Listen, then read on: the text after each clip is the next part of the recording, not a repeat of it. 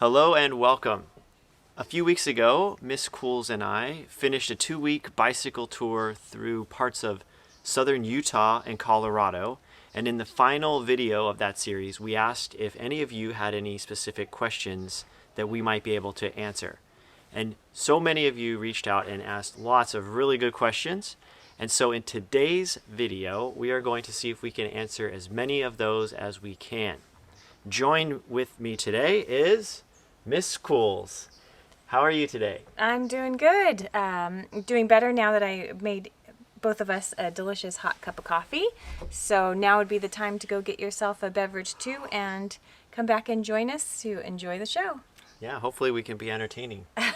We'll try our best. Okay. All right. So there were a whole lot of questions asking about our equipment and how we packed our bikes. So what I was thinking is we will just show all the equipment we brought, and hopefully that will answer pretty much most of the questions about the equipment.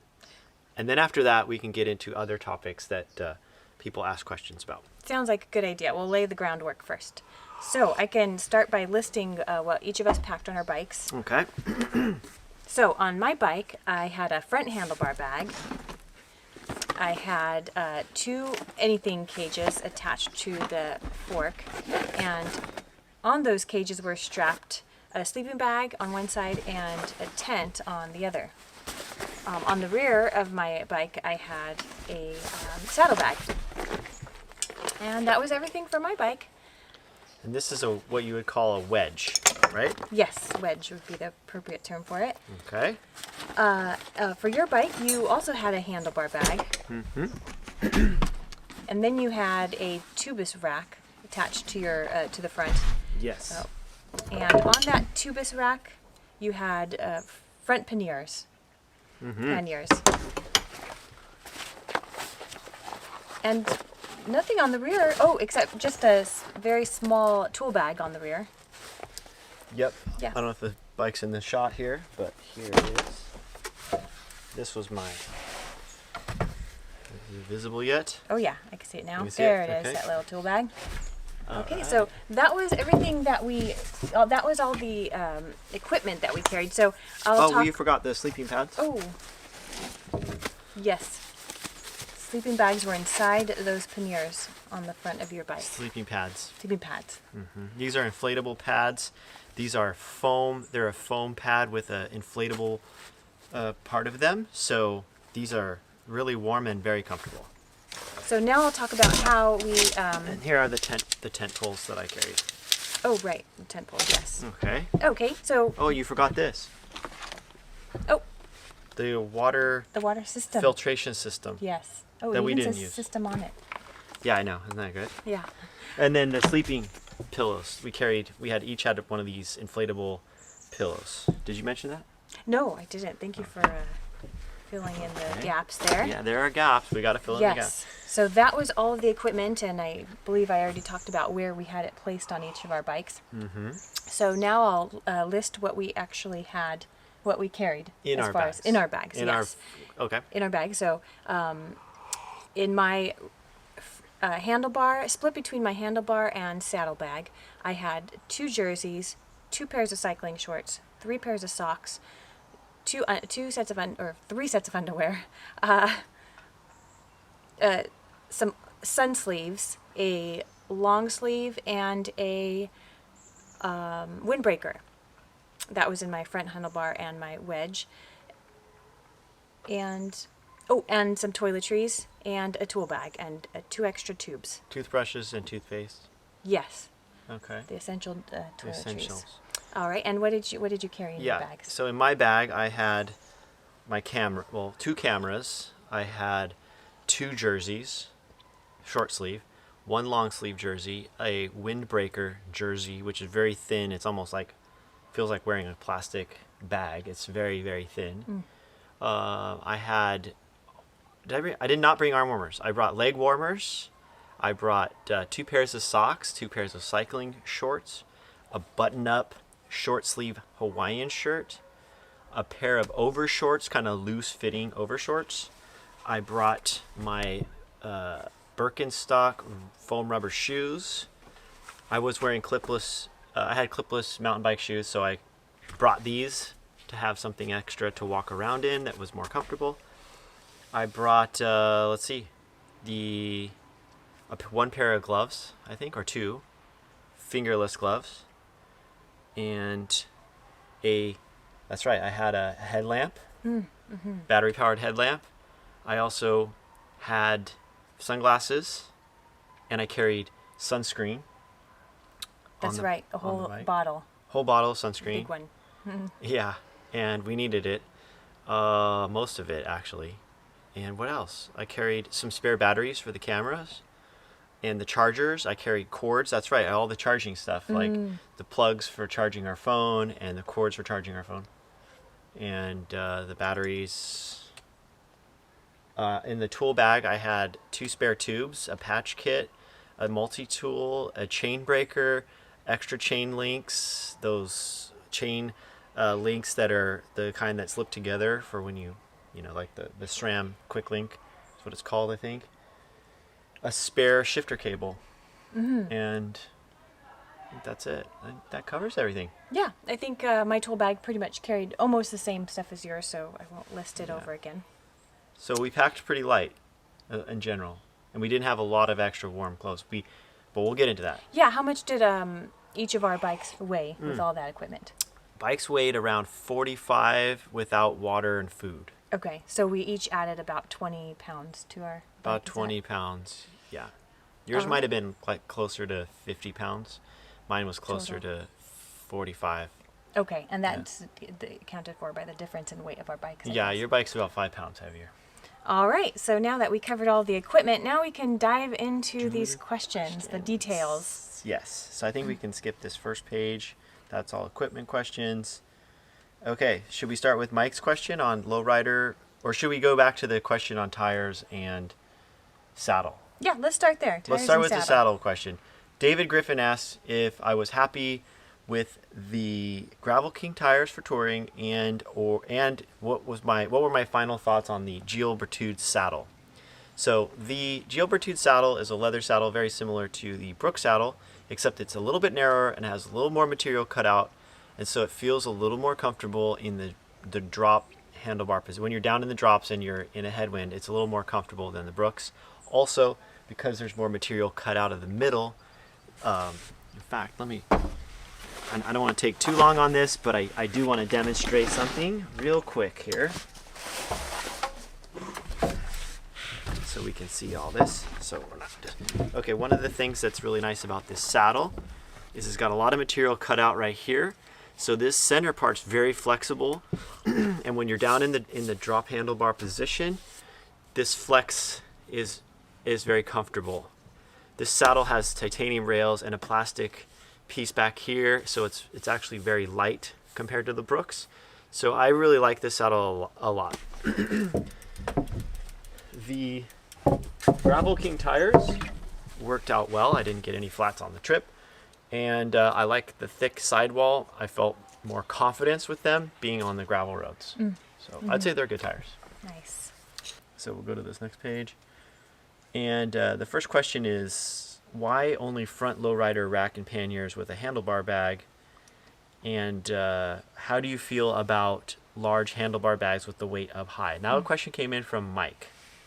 So thank you very much, Mike. That's an excellent question. Why only lowrider panniers, and why only front anything cages? We'll kind of assume these are questions for both of us. Yeah, so I put almost all of my weight up front because I like how my bike handles with as much weight as possible in the front as opposed to splitting it 50-50. I like how the feeling of being carried forward when I have the weight up there, and it makes my bike feel pretty stable. That's why I do it. Okay. Yeah, and I set up mine with the load on the front because I actually tried to ride the last tour we did with the weight on the back and discovered that because the frame is made with such thin tubing, it's too flexible, and once you add the weight, the bike it's just wobbling all over the place. So then we made a video where we checked out putting the weight on the front, and we rode to the grocery store, and it actually worked. So I realized we could load some stuff on this bike, and so that's why I put the weight on the front. As far as the weight being too high up, that I didn't notice as an issue, but I was only keeping the lighter things up at the top and kind of the heavier stuff down low. So it seemed to work okay. Yeah, same here. I have really good results when I carry the weight up front, and even if I keep it a little kind of high with the handlebar bag. Okay, next question from Amboro Verticello. He asked, how did the double crankset and gearing configuration cope on the mountain climbs? Did you miss having a triple crank and more gears? Well, you had a triple crank. I did, so I didn't miss it because you I had a didn't miss triple it at crank all. and I had all the gears. Yeah, What about all you? the gears. I didn't have any issue, but I think a lot of that has to do with the mountain climbs in Colorado and Utah are much more gradual than what we're used to here. So the gradient was a big part of it being perfectly adequate for me. So I didn't miss it. That's the short answer. All right. Vive Viveka says, love to hear more about all of your gear, which we went over all the gear. What would you change or alter? Let's start with that. What do you change or alter? Alter. Nothing I would change for this tour. Okay. Anything that you would add? Yes. I would have added a rear view mirror. Yes. Yeah. What would you have added? Rear view mirror also, actually. It would be really nice to see Yep. what's coming behind you without having to turn often, because, if you're always having to look back, it impedes your ability to look forward. Yeah. So having that rear view mirror would solve that. Anything else? That I would change or add? Oh, I would change the straps on my front. On my anything cages came with these straps. These are great straps. They're intended, I think, for smaller, more compact size things. Yet I tried to cinch my rather large size sleeping bag with those, and it was very hard. Each time I had to put that sleeping bag back on, I really had to pull the straps with your help sometimes. So I love those straps, but I just think they're intended for slightly smaller, compact things. So I would probably get a more straps with more give next time. Yeah, and I think another thing I would add is full-fingered gloves. Yes. I know you were going to say that, but Yeah. I had to say it because I wanted to be the first to say it to get credit. Our hands were freezing cold that night going down. They were. Yeah, it was not good. You don't want to be in that situation. So Yeah. I would say full-fingered gloves. Yeah, even though the temperatures were up to the 90s in the day, they got down to the 30s, and we failed to anticipate that. Okay. Page. Okay, new page. And Kay Svensson asks, did you change anything from your normal setup, bar position, saddle, etc.? And what was your longest, highest climbing day, and how much physical preparation did you do beforehand? So I didn't change anything on my bike before the trip. I didn't change anything before the trip either. I did change one thing on the trip, and that was just to tilt my saddle slightly nose down and jam it completely forward on the rails. So, and that is just because I'm still struggling with finding the exact position that's comfortable for me on my bike. Okay, and what was the longest, highest climbing day? I think it was the longest climbing day was on the day we rode up to the top of Grand Mesa. And I think that was the total climbing for the day was somewhere around 8,000 feet. The highest elevation was when we rode over Loveland Pass, and that was around 11,900 feet. So that's about 3,700 meters, if you like meters. And 8,000 feet is about, 2,200 meters? Something like that? 3,000 meters? Well, 3,000 meters, it would be less than 3,000. So 2,500 meters of total climbing. And then how much physical preparation? So I would say just normal. I did the normal thing I normally do. I just ride as much as I can. I think before the tour in my mind, I was planning to try to make sure I got out enough every day with a couple weeks in advance to get out and make sure I really had some riding in before we started. Yeah, same here. Just riding consistently, and most of the rides were between 30 and 50 miles, I would say. So they weren't super long rides, but they were consistent. I would say 3 to 5 days a week, and that seemed to be enough. Okay. And next question is from Hank. Hank Chinaski asks, how to clean your bike clothing when you are touring, and to take in the direction of super weird, how do you guys deal with bathrooming when you are in the middle of nowhere? Okay. Well, why don't you talk time about to this? get weird. Okay. I'll let you answer this one. Bathrooming, we always, luckily when wherever we woke up, there was always a toilet available, whether it was in the campground, a park, or a hotel. So we were able to take care of our bathrooming needs before riding every day. So throughout the rest of the day, if we ended up in a remote place and had to go to the bathroom, luckily it was the kind that just requires a bush or somewhere off the side of the road. Yeah. What about you? Or a park. If we found a park or a gas station, Yes. you could always go in there and use it. Let's see. What else was there on that question? Was that it? Oh, clean the bike clothing. Yeah, we would wash our clothes at the.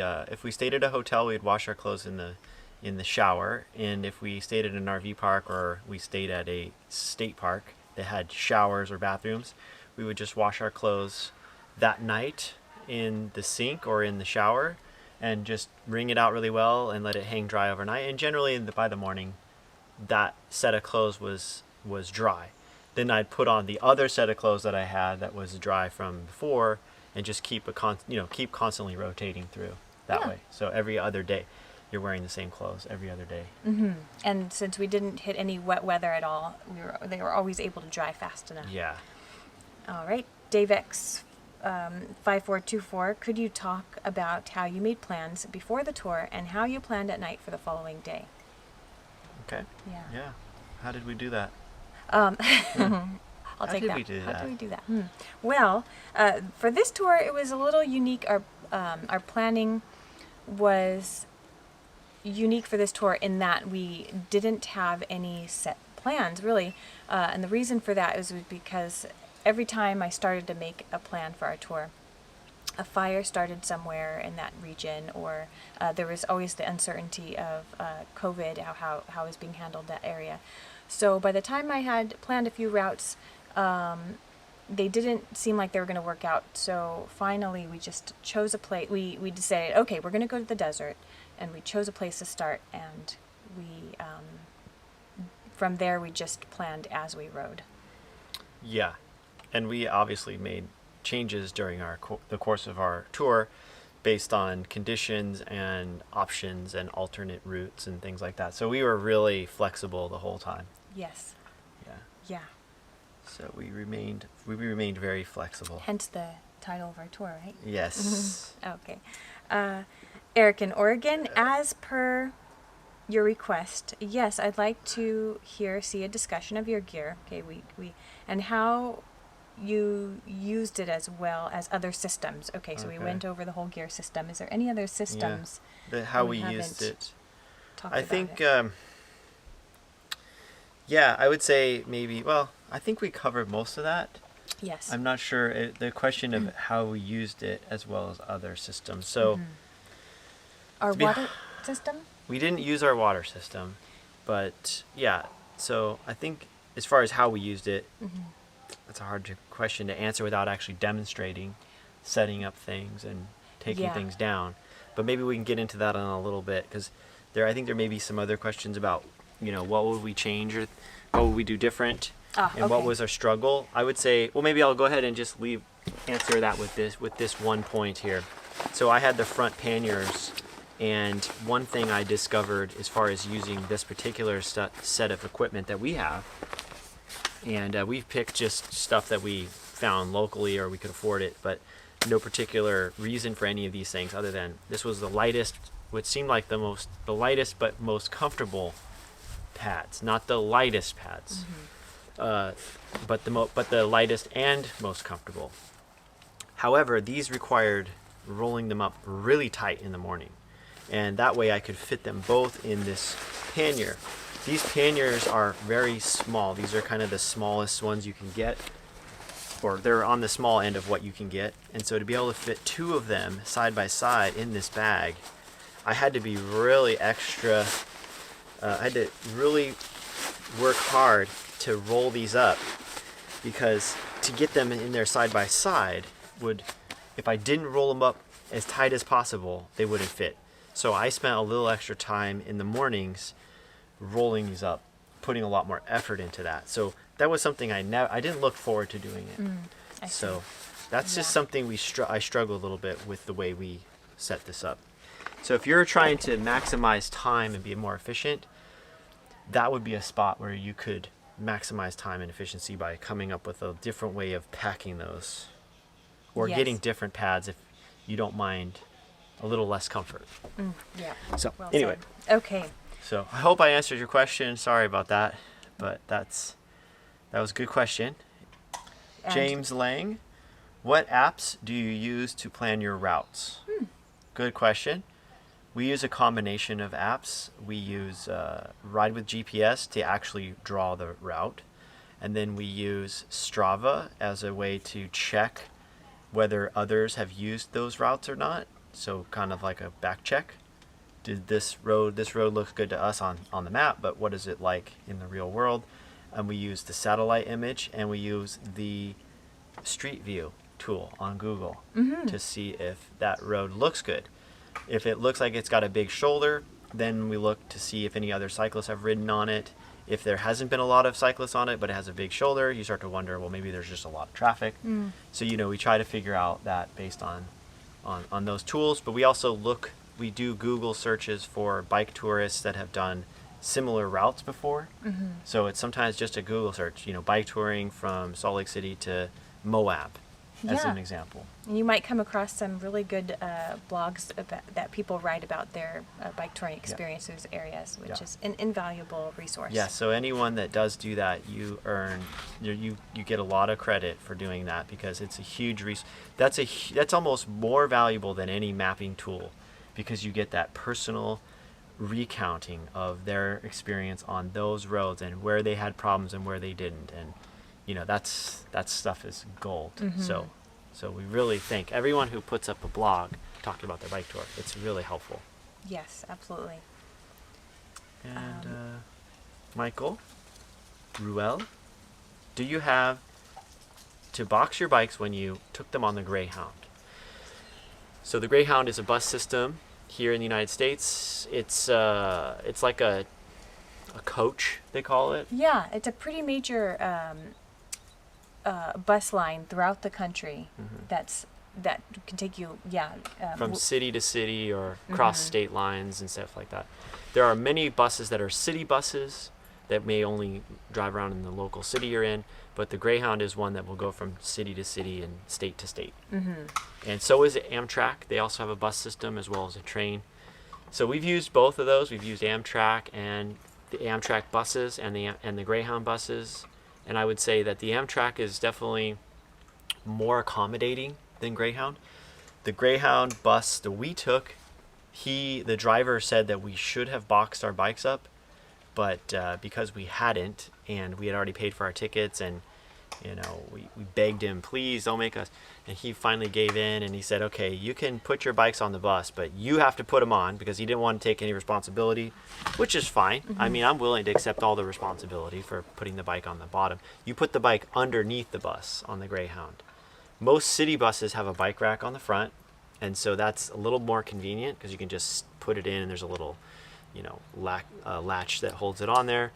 The thing about that is the bus may already have two bikes on the front when it shows up, so then you may have to wait for another one to come, and that could cause a delay.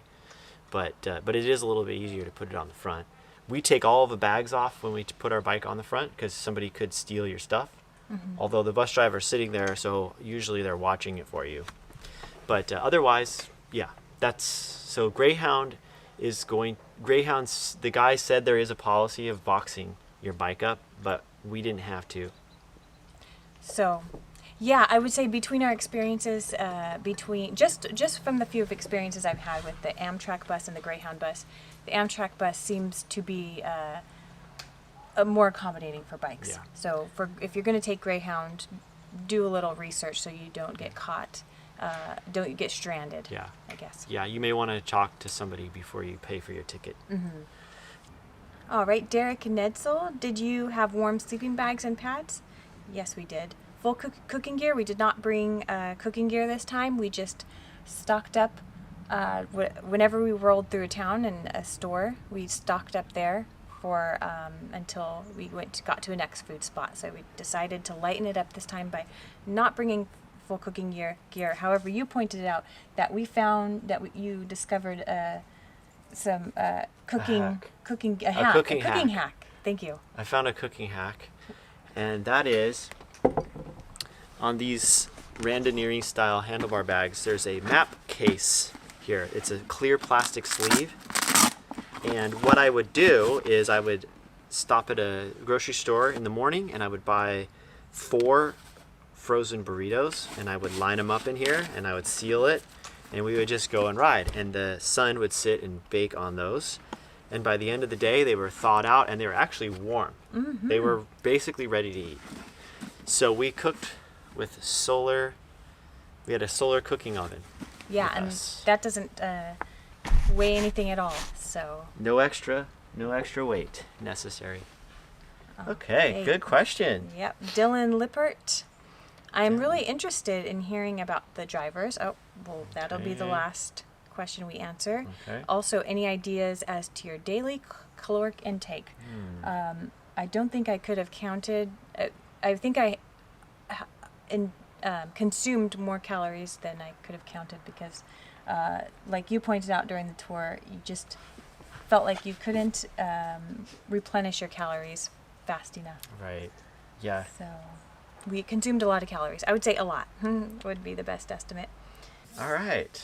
Should we answer a few more, or did we put everybody to sleep? Yeah. Are they still watching? I'm looking at these last few, and we've already answered them. I don't think I see anyone out there anymore. Do you? These schools? I think they're all gone. Okay. All right. Well, we let's answered try. all this one, so the grand finale question is the one everyone's been waiting for. Uh-oh. The drivers. Oh, the drivers. Yes, that's a good question. Okay.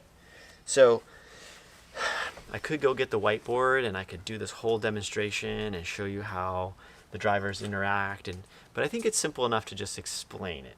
So basically what the Colorado and Utah drivers were doing that was different than what we see here is if you're riding down a road and you're on the shoulder, it doesn't matter how wide the shoulder is, it could be 5 feet wide and you could be all the way over to the very right of that 5-foot line, and the drivers will still go into the other lane to go around you. They will literally give you an entire lane. And that is if there's no cars coming. Now, what happens when there's a car coming the other direction and you're going this direction and a car is approaching? So the oncoming vehicle, the car coming towards you, sees the situation and they immediately move to their right. So they actually drive onto the shoulder on their side of the road. That allows the car passing you to go over the solid yellow line into the other lane. And they actually do that. So they literally drive in the other lane even though there's another car coming.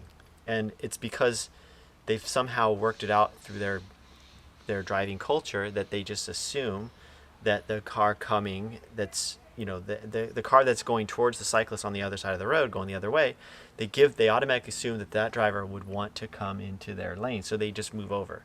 They just go ahead and give room. Even if there's no other cars coming. If you're going down the road, you'll see a car coming. That was what was really interesting. Yeah. Is you're riding down the road and you see a car coming and you're like, why are they driving off onto the shoulder? It's only because that's their way of doing it. They're just anticipating that somebody else might be coming. Really, really neat. And so I've already started doing that when I'm driving. When I go somewhere and I see a cyclist, I'm starting to adopt more of that driving behavior, and I'm hoping that others will see and we can start to learn how to work around each other a little bit better. Because we are, the roads are confined, the space is confined, and somehow we have to make it work. So yeah, so we want to say thank you Yes. to the Thank you, Utah, Utah. and Colorado drivers for Thank you, Colorado. yeah, for even on the busy I roads. wonder how never New Mexico felt. drivers are. Ooh, see, there's something that let's add That's that what we to the wanted list. to see. We were curious to see. We were how. curious to see how New Mexico drivers were. Okay. All right. I that believe it? that That covers it. concludes. Wow, I can't believe we did it. We made it. Did they make it? Did they make it? Did they survive that endurance question comment Yes. Yeah. session? Yep. Well, Okay. yeah. Well, thank you all, and we will be hopefully doing another bike touring video series sometime in the future. And until then, maybe we'll have some other stuff too, I'm sure. Mm-hmm. Something will come up, some ideas will come up. But yeah, it was a lot of fun. I want to thank everyone who followed along and all the great comments. All was really nice to hear from people. And yep. Yes. That's it. We hope you have a wonderful rest of your day or evening, whatever time it may be that you're watching this. Yep. And we'll see you soon. Yep. Bye now.